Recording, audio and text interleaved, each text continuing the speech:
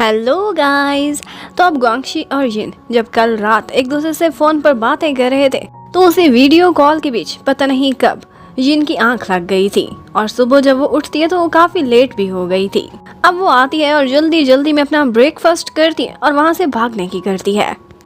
अब उसके जाने के बाद डैड मम्मी को बताते हैं कि मैंने सुना था कल रात को एक दफा मैं नीचे आया था तो यिन बहुत लेट नाइट किसी से फोन पर बातें कर रही थी। ऑफ कोर्स वो जरिन ही होगा। आई थिंक अब इनको इतना दूर नहीं रहना चाहिए, लॉन्ग डिस्टेंस रिलेशनशिप है, शादी कर लेनी चाहिए। लेकिन ये सुनते ही आंटी लान परेशान हो जाती है कि ये किससे इतनी रात फोन पर बातें कर रही थी और बातों बातों में उनके मुंह से निकल भी जाता है कि हो सकता है कि वो जर्लिन ना हो बल्कि कोई और हो। लेकिन डैड कहते हैं अरे नहीं वही था। इतना हंस हंस के वो रात को अपने किसी कोलीग से तो बातें नहीं करेगी। जबकि उसी टाइम पर हमें ग्वांगशी को दिखाते हैं। उसने देख लिया था कि जिन अपनी कार निकाल कर ऑफिस जाने वाली है। उसी टाइम पर उसे कॉल करता है और पूछता है कि तुम कहाँ हो, क्या तुम्हें लेने के लिए तुम्हारे घर के बाहर आऊं? तो वो फौरन से यस कर देती है, अपनी गाड़ी वापस पार्किंग में लगाती है और भाग कर जाने लगती है अपने घर के बाहर। ऑल्दो वो इतनी लेट हो रही थी लेकिन फिर भी बहुत डेस्परेट थी, सिर्फ और सिर्फ ग्वांगशी को देखने के लिए। अब वो उसके पास आता है और कहता है कि मैंने सारा कुछ देख लिया था, अगर तुम मुझे देखना चाहती थी, मुझसे मिलना चाहती थी तो छुपाने की क्या जरूरत है, तुम मुझे वैसे ही बता देती। अब ये सुनते ही एक दफा तो यिन शर्मा जाती है और फिर कहती है तुम्हारी सजा ये है कि अब तुम गाड़ी ड्राइव करके मुझे ऑफिस तक लेकर जाओगे। और ये सजा बहुत खुशी खुशी ग्वांगशी कबूल कर लेता है। और उसके बाद जब वो जा रहा था तो रास्ते में सारा टाइम उसका हाथ भी पकड़े रखता है और कहता है कि इस तरह से गाड़ी चलाना मुझे ज्यादा कंफर्टेबल लगता है। जिनकी तो नाइट भी काफी अच्छी स्पेंड हुई थी और उसके बाद उसकी मॉर्निंग भी बहुत अच्छी थी। आज उसके कोलीग्स भी नोटिस करते हैं कि वो कुछ एक्स्ट्रा ही खुश नजर आ रही है और उसका ऑरा बहुत पॉजिटिव है।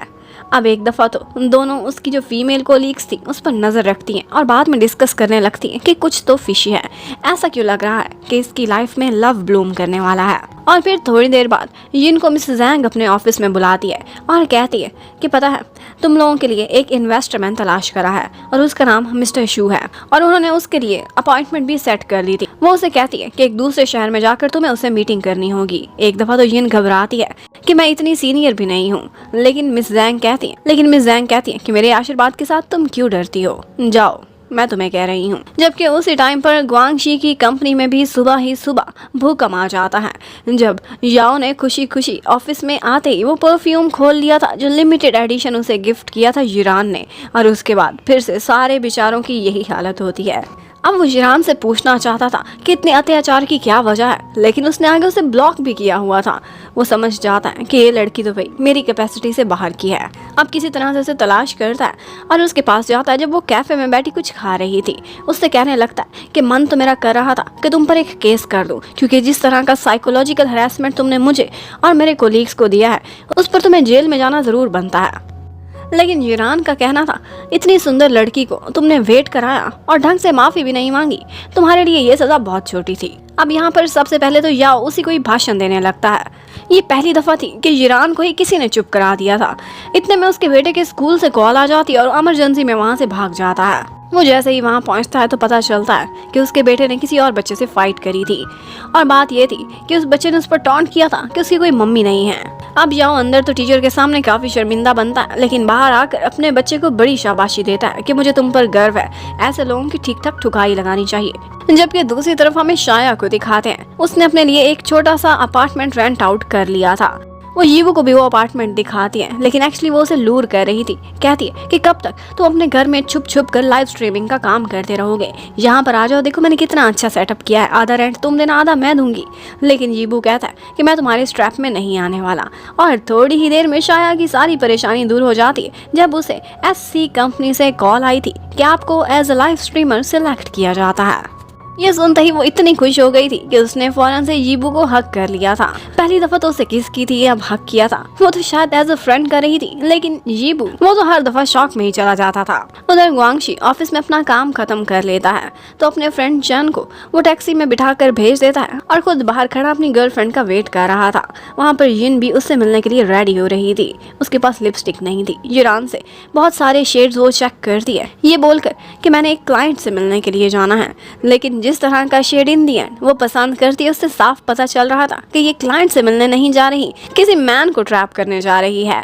जिरान उससे कहती है कि ये लिपस्टिक तुम चाहो तो रख सकती हो, लेकिन आइंदा मुझसे झूठ मत बोलना। अब जब जिन बाहर आती है तो ग्वांगशी उसका काफी देर से वेट कर रहा था। लेट नाइट हो गई थी, वो कहीं खाना खाने के लिए जाते उससे पहले ही ग्वांगशी को कॉल आ जाती है उसके बॉस की, जिसने उसे ऊपर कंपनी में जाकर कुछ इंपॉर्टेंट डॉक्यूमेंट सेंड करने को बोला था। अब ग्वांगशी कहता है कि तुम भी मेरे साथ चलो, मैं तुम्हें अपनी एनिमी के कुछ कैरेक्टर से भी मिलवाऊंगा। अब ग्वांगशी अपने ऑफिस में जाता है और जिन अपने ऑफिस से कुछ स्नैक्स उठाकर ला रही थी ताकि वो दोनों बोर ना हो। और ग्वांगशी तो पीछे बैठा बस यही प्रैक्टिस कर रहा था कि अपना नेक्स्ट स्टेप यानी कि उसे किस किस तरह से करूं। लेकिन इससे पहले कि जिन वहां पर आती उससे पहले ही चन वहां पर आ जाता है, जो कि ड्रंक होकर पहुंचा था। और ऊपर से जिन भी आ जाती है, लेकिन चन ने उसे देखा नहीं था। वो वहां पर एक कोने में जाकर छुप जाती है और यहाँ पर चन बहुत सी बातें करने लगता है। ग्वांगशी से पूछता है कि लगता है इस दफा तुम्हें सच्चा प्यार हो गया है। वो कौन सी लड़की है जिसने तुम्हें जून को बुलाने पर मजबूर किया है? याद है जब जून की शादी हुई थी तुम 3 दिन तक रोते रहे थे। और ये सारा कुछ जिन ने भी सुन लिया था। जिन बहुत क्यूरियस होती है कि ये जून कौन है। इतने में चन को वहां से छोड़ने के लिए ग्वांगशी उसे अपने साथ ही ले जाता है और बिल्कुल वैसा ही सीन क्रिएट हो गया था। अब उसके ऑफिस में लॉक होकर जिन रह गई थी, जैसे पहले एक दफा ग्वांगशी के साथ हुआ था। जब ग्वांगशी जल्दी जल्दी वापस आता है भागकर अपनी गर्लफ्रेंड को बचाने के लिए, तो उसने एक मास्क पहना हुआ था और उसके थ्रू उसे डरा देती है। अब वो थोड़ा तो मूड दिखाने की कोशिश करता है, लेकिन जिन कहती है मैं कुछ भी नहीं भूली, मूड दिखाने की मेरी बारी है। ये बताओ ये जून कौन है जिसके लिए तुम 3 दिन तक आंसू बहाते रहे थे? लेकिन आगे से ग्वांगशी उसकी बात को टाल देता है और कहता है अरे नहीं, जन तो ऐसे ही ड्रंक था, फजूल की बातें बोल रहा था। और फिर उसके बाद ग्वांगशी उसे अपने एनिमी के बहुत सारे कैरेक्टर्स और अपने हाथ के बनाए हुए स्केचेस भी दिखाता है। जिन उससे काफी इम्प्रेस हुई थी, वो अपने काम में वाकई बहुत प्रो था।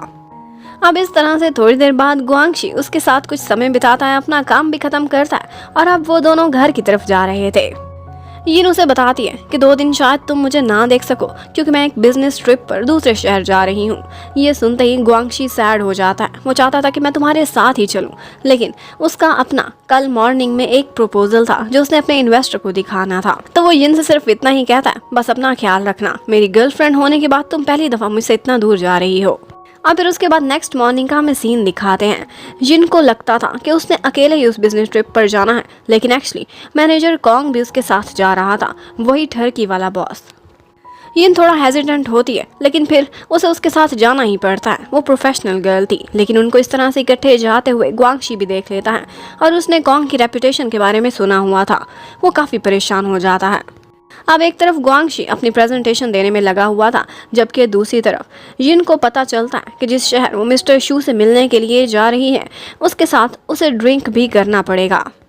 सिर्फ ऑफिशियल मीटिंग ही नहीं है, बल्कि इकट्ठे खाना खाएंगे, घूमे फिरेंगे। कॉन्ग उससे कहता है थोड़ी तो ओपन माइंडेड बनो, इसमें ऐसी कौन सी बड़ी बात है। पता है वो कितनी बड़ी इन्वेस्टमेंट करेंगे, वो एक लाइव स्ट्रीमिंग प्लेटफॉर्म चलाते हैं और अगर वो तुम्हारे साथ कोलैबोरेट करने पर मान गए तो फिर देखना तुम्हारी रैंकिंग कहाँ से कहाँ पहुँचती है।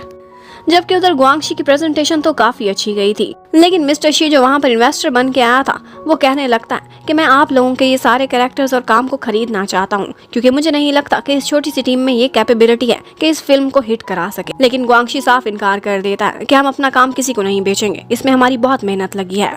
और उसकी ये बात सुनने के बाद मिस्टर शी काफी नाराज हो जाते हैं और उनको लगा था कि ग्वांगशी ने उनसे बहुत रूडली बिहेव किया है। अब वो जाते जाते याओ को यही कह कर जाते हैं कि अगर इसी तरह से तुम लोग रूड रहे और कोई फ्लेक्सिबिलिटी शो ना करी तो जल्दी बैंकक्रप्ट हो जाओगे। और इसके साथ ही ये पार्ट खत्म होता है। नेक्स्ट पार्ट देखने के लिए stay connected. Thank you for watching. Bye bye.